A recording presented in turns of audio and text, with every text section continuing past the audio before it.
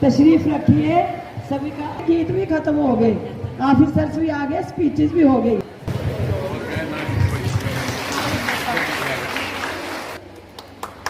आपके सामने हैं सभी, तो मैं इनके पीछे पीछे हूँ।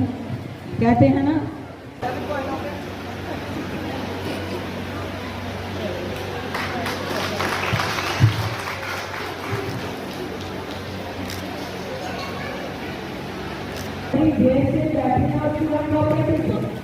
आशीर्वाद दे दीजिए।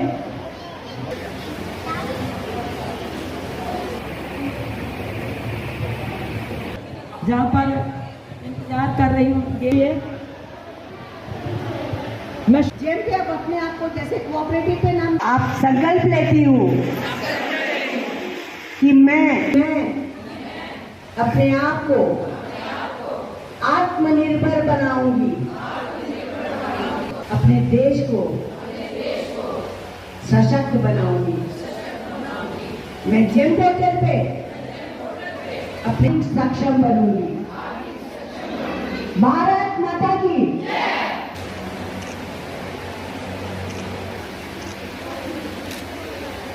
कल मैं फिर करोड़ों आ रही हूँ आप लोगों के पास। जो चीज़ चाहिए होगी कल फिर आपसे बात करेंगे। जैसे वो लगा के देना है ढूंढने बनाने वाली मशीन, कोई और मशीन, लिफाफे बनाने वाली मशीन है, इसकी भी मैं तैयारी कर रही हूँ। आज जनरल मैनेजर DIC जी ने आना था, चिप साहब ने, उन्होंने एक्सक्यूज मांगा और कहा कि मैडम जब मुझे जो कहोगे मैं करूँगा।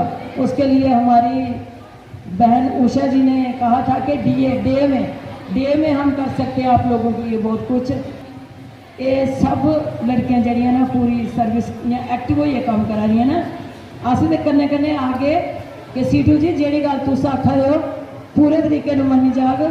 अस लखनपुर साइड भी एक ब्रांच बनाना चाहते हैं वूमेन कोऑपरेटिव की, और उहदे विच ये करके कि जेड़ी ब्रांच बनानी जेड़ा काम करना वो लड़कियां जेड़ियां लगन ना वो छड़ा वूमेन कोऑपरेटिव का काम गए नहीं करन, ये भी कोऑपरेटिव च जरूर होगा।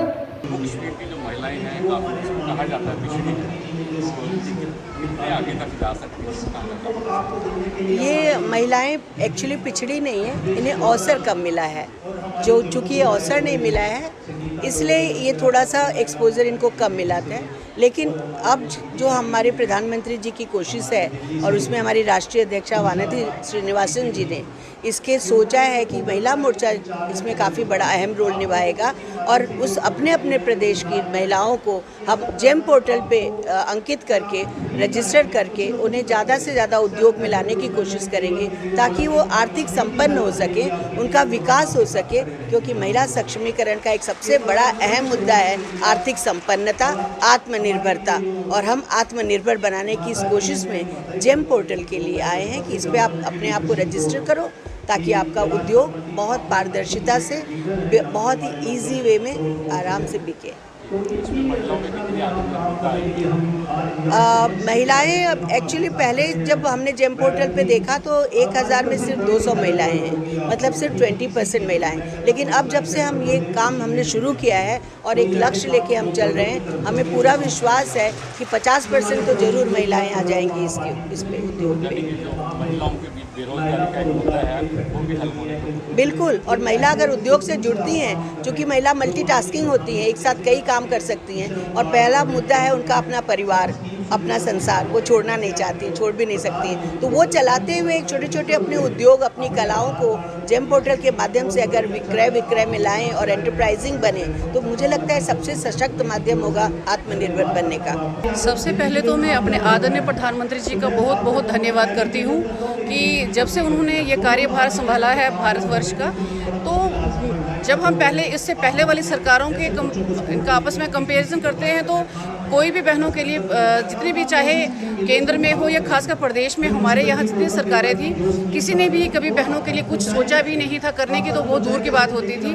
हम अपने आदरणीय प्रधानमंत्री जी का धन्यवाद करते हैं कि उन्होंने बहनों के लिए इतना कुछ काम किया है, कितनी स्कीमें निकाली हैं। अगर उन स्कीमों के ऊपर हम बोलने को आए तो पूरा दिन जो है कम पड़ेगा, लेकिन अब आने वाले दिनों में आदरणीय प्रधानमंत्री जी ने जो जेम पोर्टल के माध्यम से बहनों को रोज़गार देने के लिए जोड़ने का एक नया ऐप शुरू किया है। बहुत से प्रदेशों में इसका काम बड़ी तेज़ी से चल भी रहा है और उसके लिए मैं राष्ट्रीय अध्यक्षा हमारी श्रीमती वानती श्रीनिवासन जी का बहुत आभार प्रकट करती हूँ कि उन्होंने उषा वाजपेयी जी, जो कि पूरे भारतवर्ष की इंचार्ज हैं इस जम पोर्टल की, इन बहन का भी मैं बहुत बहुत धन्यवाद करती हूँ कि मैंने इनसे निवेदन किया था कि दीदी कुछ दिन जम्मू में भी अपने दो, तो 3 दिन के प्रवास के लिए ये जम्मू कश्मीर में अपना इतना बिजी शेड्यूल होने के बाद भी जम्मू कश्मीर में 3 दिन के लिए आई हैं। तो इनको मैं हर ज़िला में लेकर जा रही हूँ, एक दिन में इनको 2-2, 3-3 प्रोग्राम दे रही हूँ, ज़्यादा से ज़्यादा बहनों के साथ मिलाने की पूरी कोशिश कर रही हूँ और बहनों में इतना उत्साह है कि बहुत ही अच्छा लग रहा है। बहनें यही बोल रही हैं कि भाई हमें भी रजिस्ट्रेशन करवानी है, किस तरह से करवाएं, हमें भी अपना कुछ न कुछ रोज़गार शुरू करवाना है।